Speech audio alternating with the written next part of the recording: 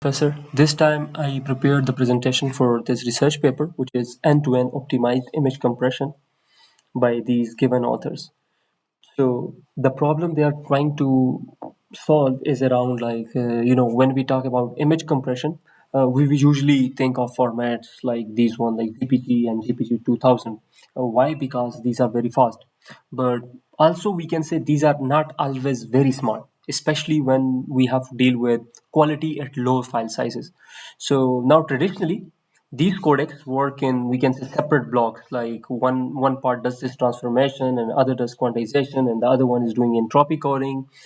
So we can say like each stage is like optimized independently, but the issue is we are not optimizing the whole pipeline together. So the result is not always the best in terms of rate and distortion. The whole paper is about all these rate and distortion, like how to we can say make it best. So now here this paper represents the solution, which is like end-to-end optimized image compression.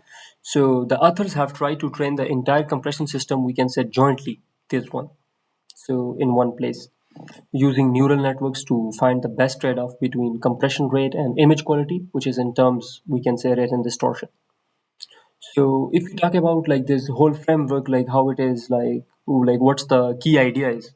So we can say here in this paper they're saying instead of like relying on handcrafted transform, traditional transform like DCT or wavelets, which is like DCT is used in GPG and wavelet is used in GPG 2000. So they are talking about using deep neural networks to learn the best way to compress image. So basically we are trying to train a deep neural network. So here, if you see this diagram, so this is an image. So we can say, for example, there's an image X that goes to, we can say like encoder or like an analysis transform, and it compressed an image like into a Y format, which is, we can say, a latent representation of this image. And then quantization here. The quantization is performed on this image, which so we can store this value. So in terms like the values become storable, and the issue regarding this we will talk in the next slide. So after this, we can say synthesis or synthesis transform or decoder like reconstruct the image. Like for example, we got this this format here, like at the decoder space it will do now convert it back into our format, our decoded format, we can say. And then we can say it's like applying the same decoder on that and we are getting the original image. And here like we store the original image, for example, and the reconstructed image, and we are trying to find the uh, distortion between these two images. And this is like mainly through visual perception, we can say. So this whole pipeline is basically trained to minimize a loss function that we can say like that balance like two things. The first thing is like bit rate, and the second thing is like the distortion, like which is, we can say, how much quality is lost basically. So basically they are using a very simple equation like this one. For example, loss equals to rate plus lambda multiplied by distortion. This is given here in this graph as well. So lambda is is important. So basically it controls the, we can say, like trade-off.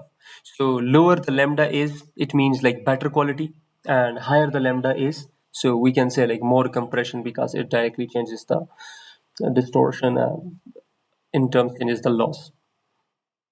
So now, if we talk about this transfer or network architecture in GDN, so here both encoder and decoders are, we can say, CNN based, convolutional neural network based, with three layers, and we can say like some other, we can say, clever non-linearities like this GDN or IGDN.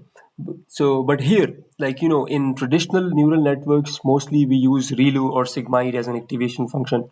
But here they have like used something else, like which is this GDN, which is generalized divisive normalization, and they were saying like they have got this idea like from how our human visual system process signals. So that is like through the biology. So basically by normalizing each feature based on others. So in simple words, we can say like GDN like helps the networks like gushnize the data. They have uses very proper word gushnize, or also we can say like whiten the data maybe. So basically this makes us easier to like compress the data later, because we can say like Gaussian distributions, we know that like have very nice properties in entropy coding. So also, we can say like GDN is used by encoder and IGDN is used by decoder to recover the image. So GDN is basically we can say generalized divisive normalization, and IGDN is basically inverse of the GDN. So overall, both GDN and IGDN like helps us like achieve this what they're talking about in this paper.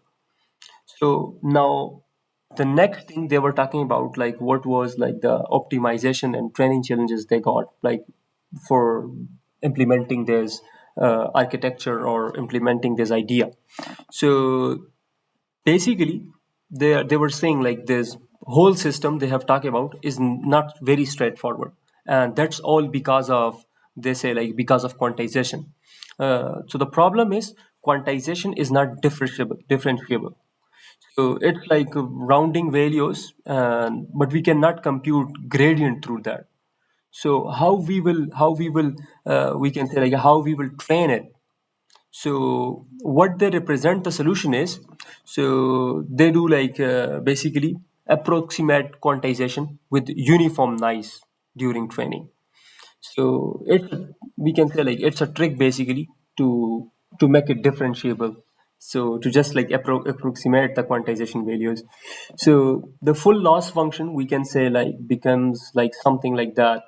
Like this is like expected rate and plus lambda. We have already talked about plus MEC, which is basically distortion. So expected rate plus lambda multiplied by distortion, and in a very complex manner regarding to each like we can say encoder and decoder values, they have given this loss function in terms of theta and phi. So this was the presented in paper, and this was the, we can say like a simple one.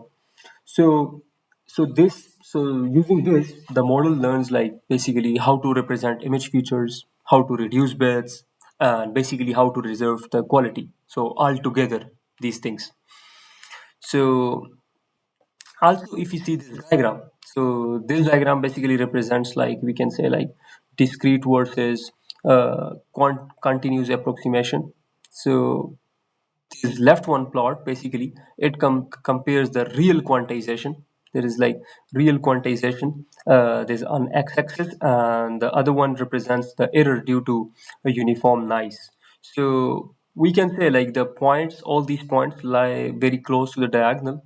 So it means like uniform nice trick we perform like this one uniform nice. So this trick like get us like very accurately approximate quantization. So training time distortion estimates are like very reliable, we can say.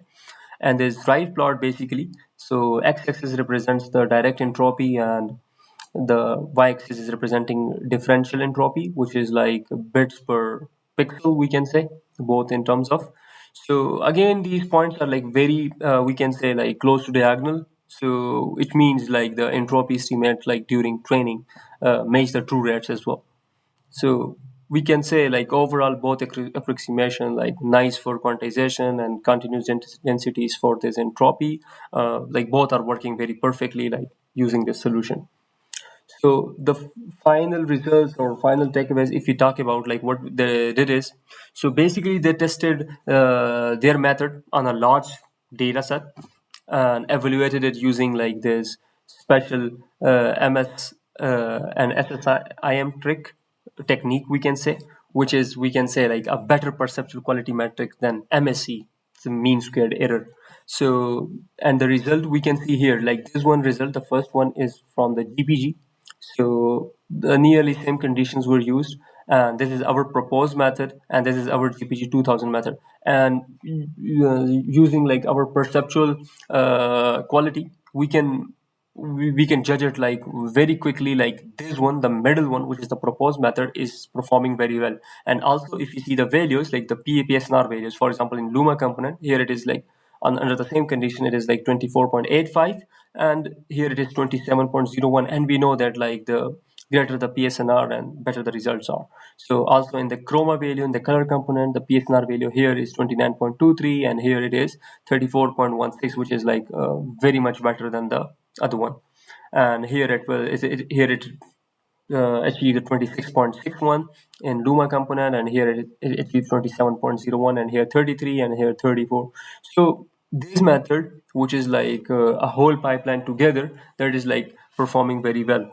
So we can say like if we learn the whole compression pipeline end to end, so the results are not only theoretical correct or better, we can say, but also like we can say visually more appealing to our eye, like we can see here. So that is the conclusion, like the learned compression pipeline, which is through neural networks, performs like we can say better than the hand design codecs, like which is using like DCT or wavelets, we can say. So thank you for having me like present this presentation. Thank you very much.